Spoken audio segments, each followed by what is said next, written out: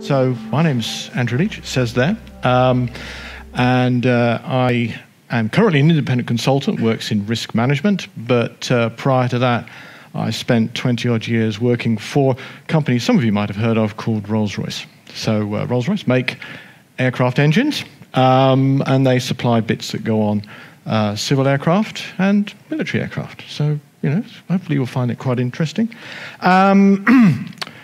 So, does anyone here worry about risk? Is this something you have thought about? Or you thought, oh, I see it on the agenda, I'd like to come and have a look and see what other people do? Yeah, perhaps? I was giving a talk last week and they said, I asked the same question, and nobody was worried about risk. I thought that was quite interesting. So hopefully we can spark a few thoughts for you as we go through. And I'm going to talk about risk in the context of managing suppliers and making sure that you get all the bits and services and overheads in a reliable way, so you can in turn deliver to your customers. So hopefully that will be something that you can pick up on. As I said, I did this for something like 15, 20 odd years for Rolls-Royce, and it was very important that we got all the bits in from our suppliers so that we could serve our customers. It does tend to be, if you haven't got some of the bits, it makes it very difficult to send stuff to your customers. Okay, well, as we go through this, I think it's always useful to get some idea of the context of why we worry about risk, because it's such a boring subject. Because all you're doing is worrying about something that hasn't happened. But if you look at the context of what we've got at the moment, if you're currently trying to organize a supply chain or buy things or whatever, actually get things in and services in to serve your customers, we are, to coin a phrase, I think, living in interesting times. There's just a few of the things that are going on. Global warming, earthquakes, wars, nationalisms. Dare I say the word, that word, Brexit? Goodness knows what's going to happen with that. Or even company failures. Might talk about that as we go through this. That's in the news at the moment. So there's quite a lot of things as procurement professionals, supply chain professionals, that we have to worry about. It's not just about going out and buying some stuff. It's sometimes a bit more than that. Let me tell you a little story.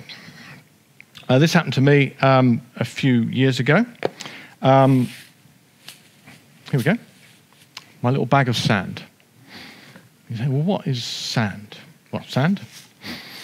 This actually is sand from a children's play pit. I just picked it up a few days ago before I came down here. I thought, well, let's bring something, because it's sort of, you know, there's nothing to it, is there?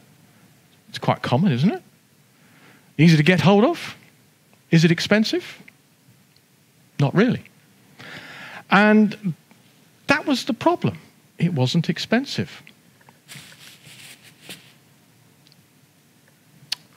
Anyone have any idea what that is? It's only a little thing, was it? About 5 inches high. That is a turbine blade, works in a gas turbine aircraft engine. And they sit just behind the combustion chamber in the engine. And there's, I don't know, 70 or 80 of those in a typical large engine. But without those, the turbine engine doesn't work. Surprise, surprise. The sand is used to make the turbine blades. So without the sand, you can't make these. And if you can't make these, you can't serve your customers, you can't make the engines, you can't serve the repair and overhaul base that's around the world, and all those aircraft that are dependent on your products suddenly are not going to work. You can't sell new engines to new customers, you can't service existing engines in the marketplace. So when I got the phone call one day, I think it was actually a Tuesday, Andrew, we're a supplier of your sand. We've heard that you're the right person to talk to. We're in financial difficulties. We think we're in financial difficulties. He wasn't really sure about it. So as we went on, as the conversation went on, it became evident that he wasn't just in a little bit of financial difficulties, he was in a lot of financial difficulties. And the sad thing was that it wasn't a big company. He only turned over about £2 million, so it wasn't a big one. And we didn't buy much sand from him, but we bought enough to make it important. Okay, to him, and it was important to us. Now, what we didn't realize is how important it was to us, because when I get the call, can you help me out? You know, a £2 million business for a corporation the size of Rolls-Royce, and I suppose we spent, I don't know, £200,000 or £300,000 with them. So for a large corporation, that sort of spend, and if you do your spend analytics, it sort of doesn't feature on the percentage of your spend. So it didn't get looked at, yeah? You don't realize how important it is. But when we looked at it in more depth, we found out it was very important to us. As I said, if you don't have that, that goes into the casting process. That's what goes round the casting system that produces that in that rather intricate shape. And you have to use that sand. You can't just use, well, not this sand, because that's play sand, but you've got to have special sand. Unfortunately, it's not much more expensive, but it is a little bit more expensive. But without that special sand, we can't make those. And when you're going bust, time is of the essence, right? It's that in this case, we had days to react. What was going to go wrong, and we had days to react because we didn't know that the supply was very important to us because it was such a small supplier.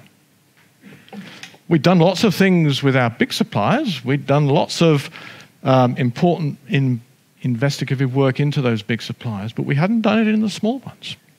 And they are just as important, so it turns out. In that situation, we were able to rescue the situation. The company, in the end, did survive in some form or other. It wasn't a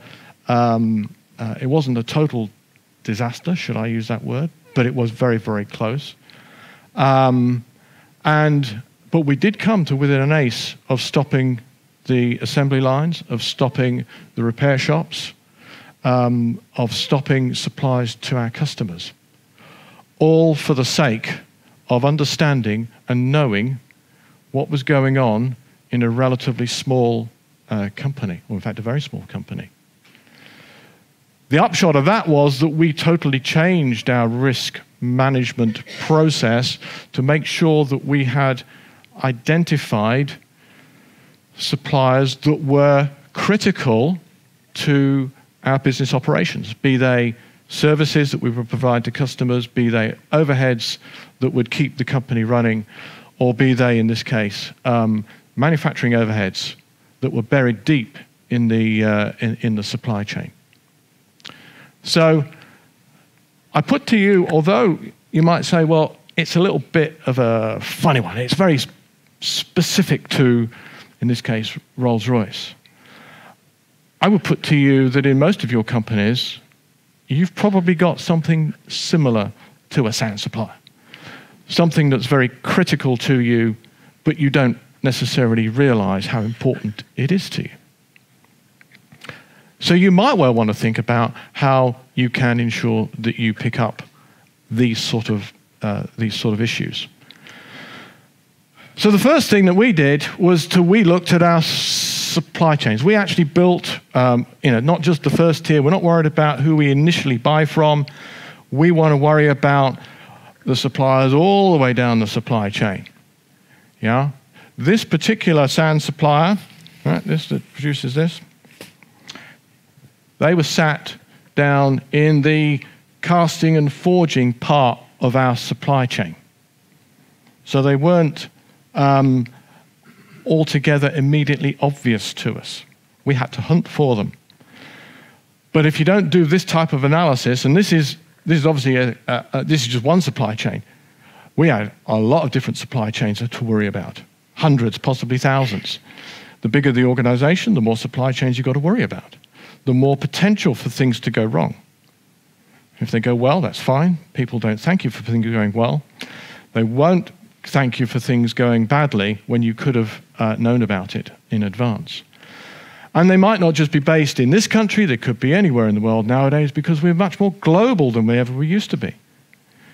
This particular example was actually based in the UK. So we could actually go and touch it and help them and feel them and give them the love. Didn't like it much, but we could do it. If it's a bit further afield, it makes it more difficult. And it's very easy just to focus on the bits you make or the services you specifically provide.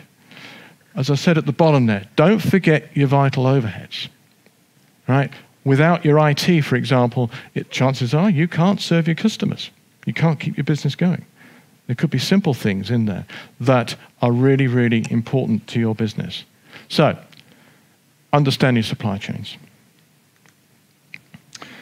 Secondly, we made risk management much more center stage to our sourcing process.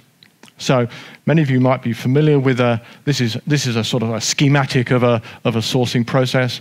Starts from understanding what your customer needs are, what sourcing strategy you're going to have, who the suppliers are going to be, so on and so forth, right the way through to placing the contracts on a day-to-day basis and then managing the transactions and the day-to-day relationship. Now, in the case of my sand supplier, the problem that we faced, the root cause of it, was almost certainly done up at the sourcing strategy bit. Because we decided that we wanted to deal with a relatively small company because he probably had good technology or he was a good supplier or whatever the reason was. Yeah, but the risk popped up on the day-to-day contact further around the diagram. So if we'd have been more careful about the way we sourced it in the first place up the top there, we would have prevented the angst and the hardship and the heartache that we had for a number of weeks and months following the phone call that I had from the sand supplier. So don't just think about risk as something that you want to do just either at the bottom there, day-to-day contact, or when you initially source from the supplier, you say, well, I've done my bit, I've sourced from the supplier, right, we're all okay, and forget it. Because you will be caught out. Trust me, you will be caught out. Okay, well, topical, hopefully. Somebody has heard of Thomas Cook in the room, I'm sure.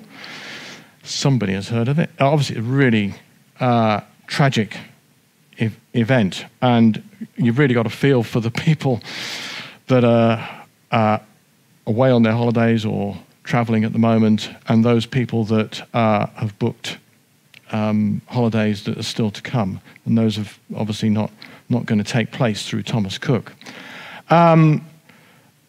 But financial failure is the most likely supply chain risk source of failure you're going to face.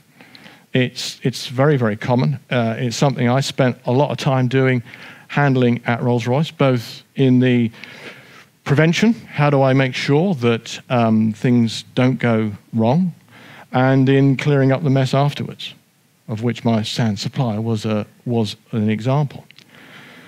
And we went to some lengths to try and give us good forward vision as to what the likely risk of a supplier failing financially would be.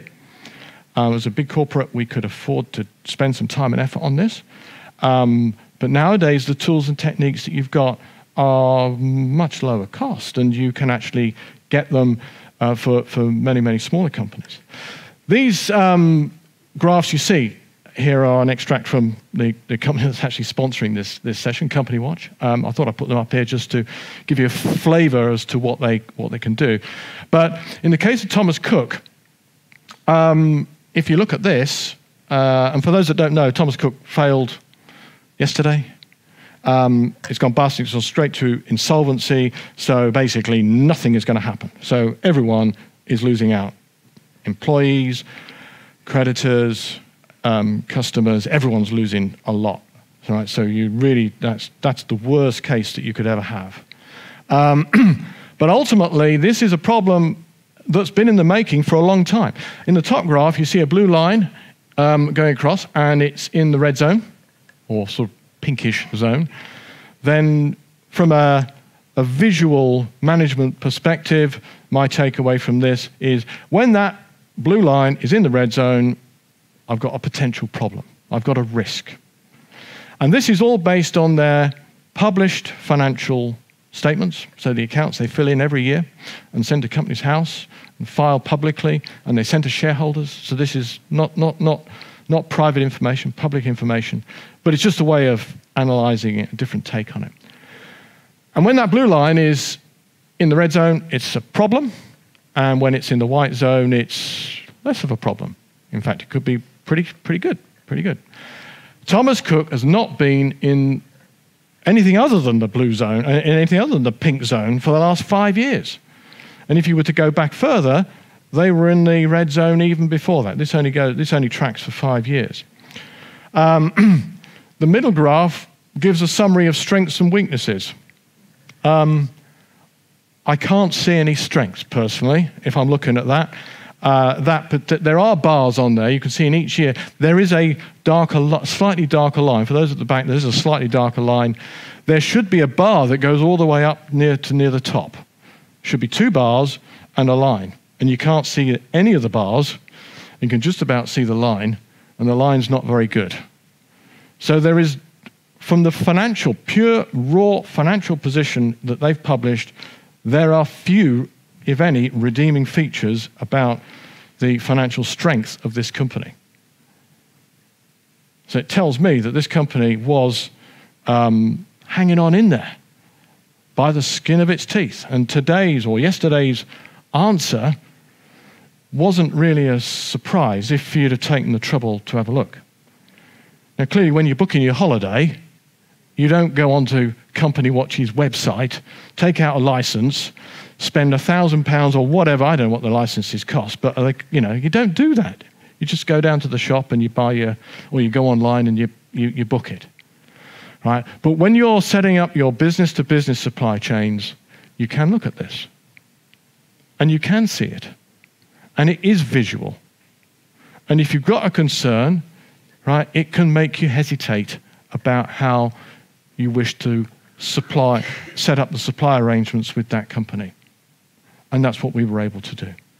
So we ran this software across the whole of the supply chain, and we could actually see where our elements of weakness were, and then we could spot that sometimes years in advance of the problem actually being felt, such that your supplier would fail. Failure, as you can see with Thomas Cook, doesn't happen just suddenly overnight. It's an accumulation over time. And the bottom chart here is the share price. Even the shareholders didn't spot this, right? It's only right at the end where the share price started to really fall off a cliff, and then when it was in the news and everyone starts to see that this isn't good. But the warning signs were there at least 5 years ago. Now you might say to yourself, Andrew's, it's all right for Andrew to say that, but this doesn't apply to me. Right? It does not apply to my suppliers.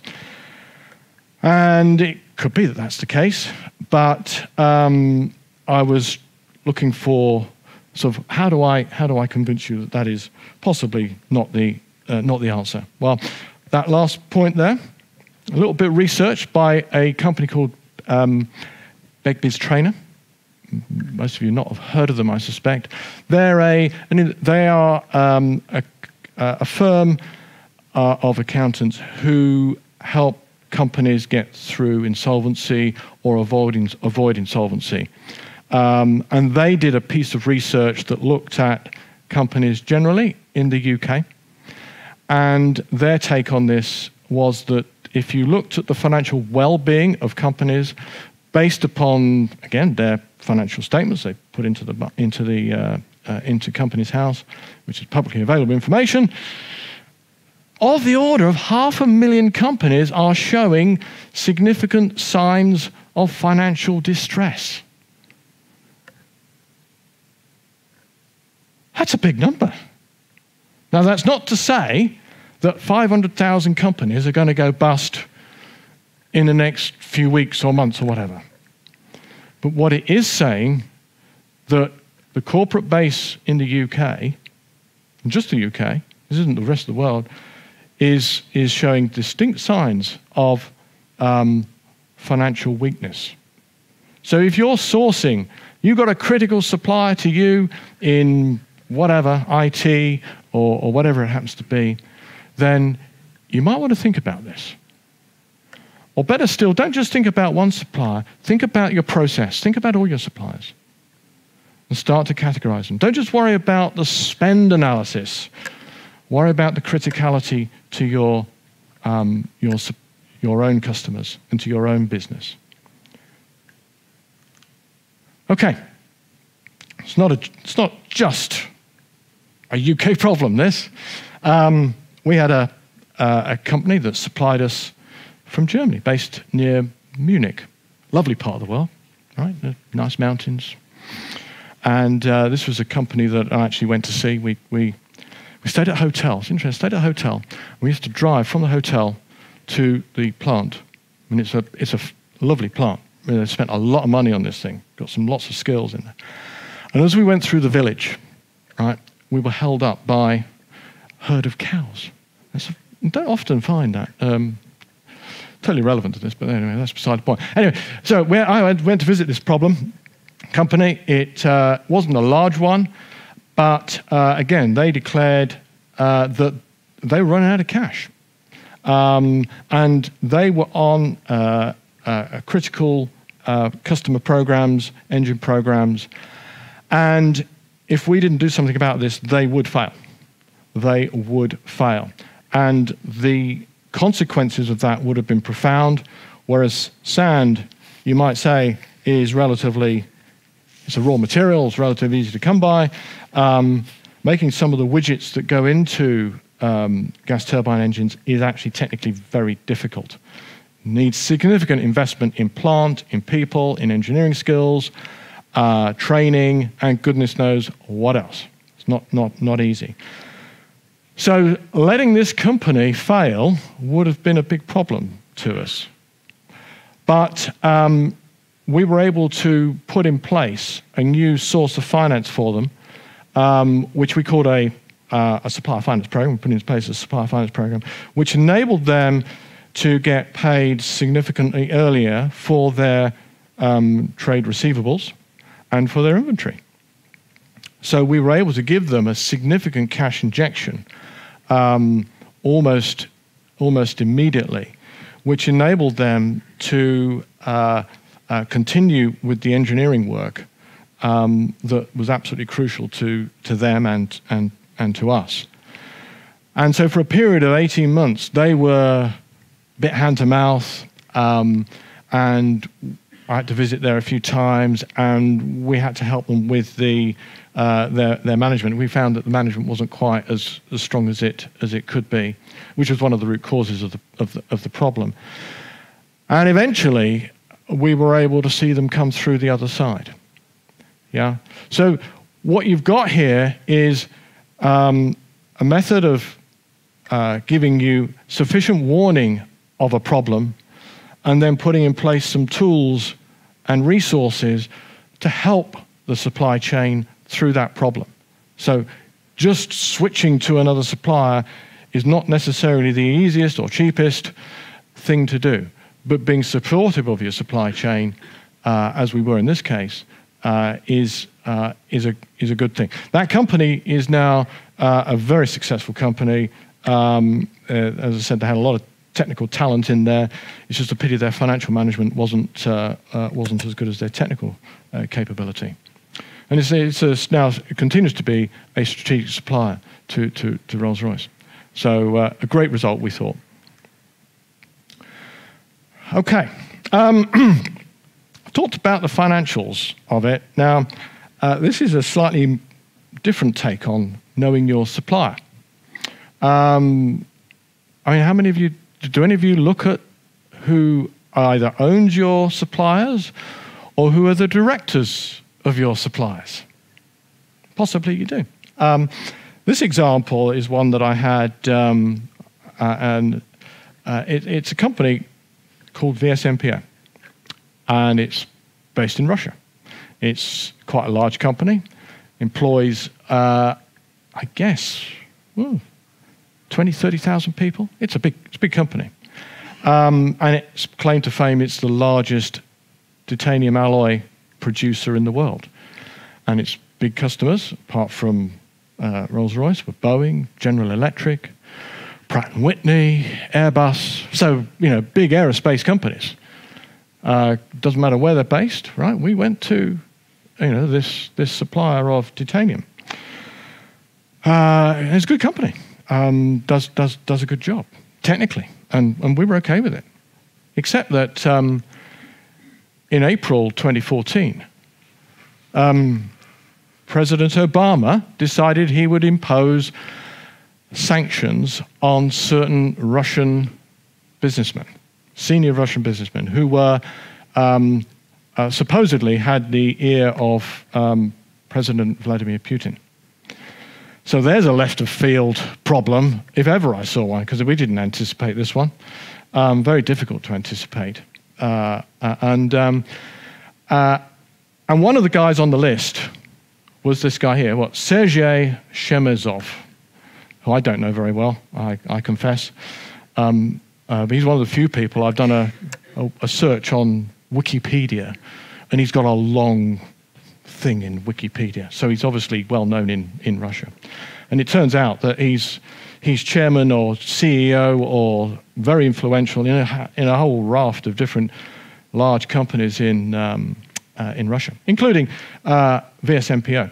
And VSMPO, bear in mind, it's a listed company in the Moscow Stock Exchange. It complies with all relevant sort of disclosures and corporate governance and so on and so forth. So it looks like it's a very reputable company. But when President Obama put sanctions on them, right, the sanctions were that if these people have investments in the company that you're sourcing from, you're not allowed to source from them anymore. That's a bit tricky. So what we had to do then was to carry out a number of searches to find out, was Sergei, my mate Sergei, did he have investments in our particular supplier, VSMPO? And of course, part of the problem is, how on earth do you know whether any of the businessmen on that list are linked to companies that you do business with? It's sort of like finding a needle in a haystack. But once again, if you don't do it, if you don't pay attention, even for left of field things like this, right, it can seriously mess up your supply chain.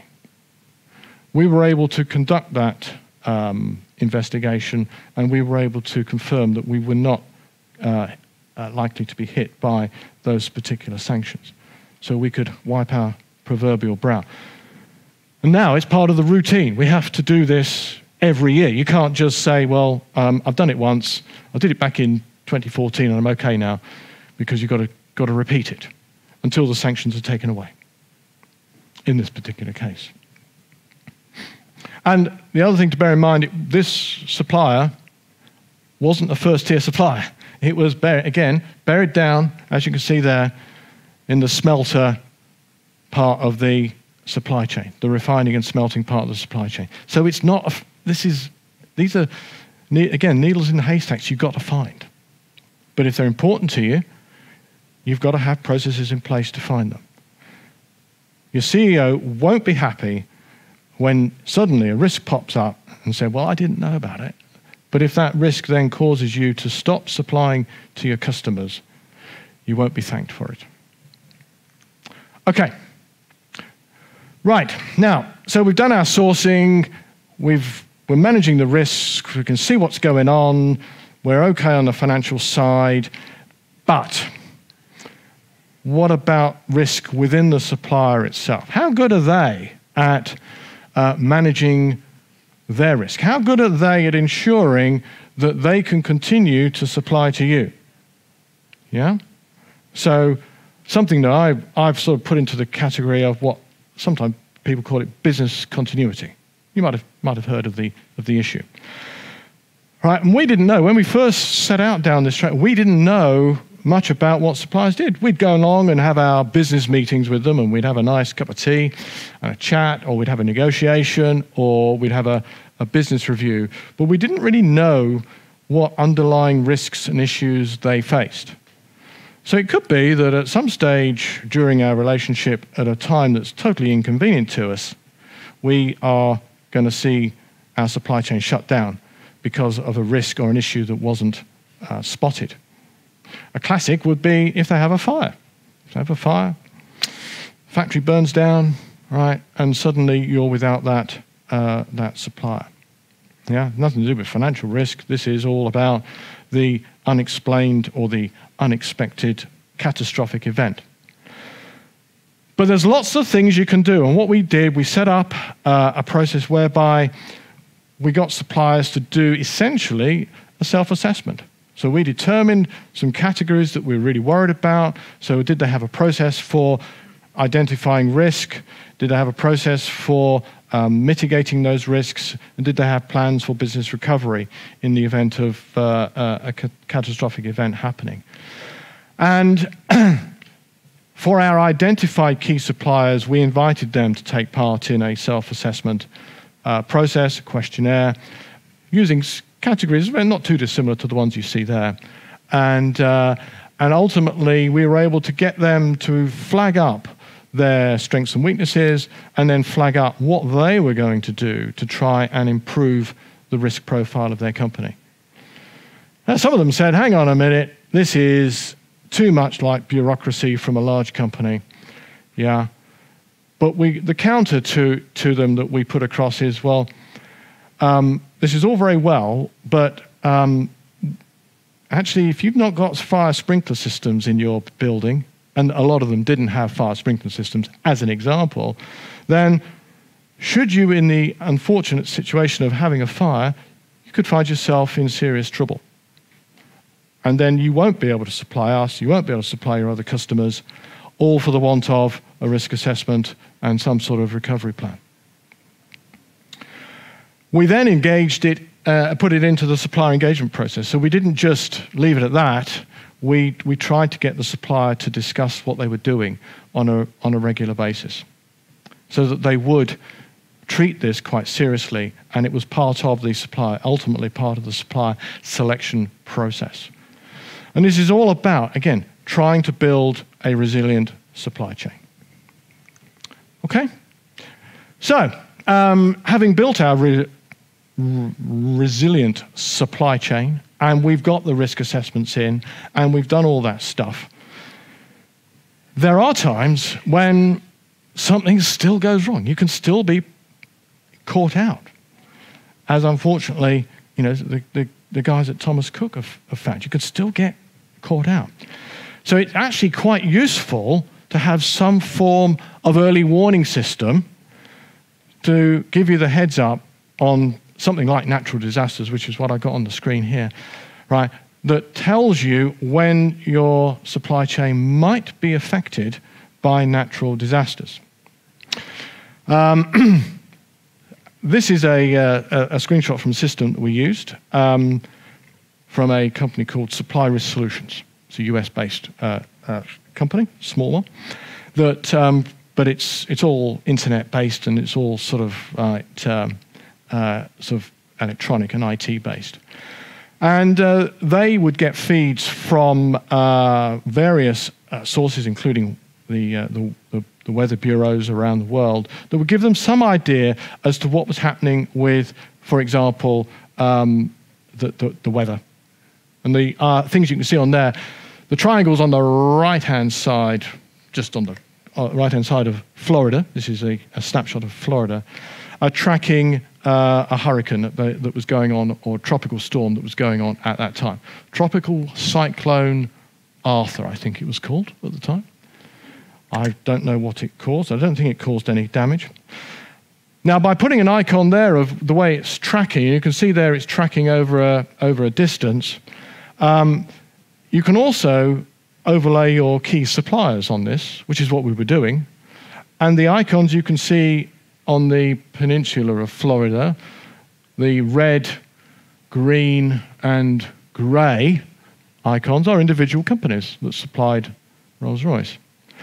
So you can now start to overlay what's happening with natural incidents with your supply chain.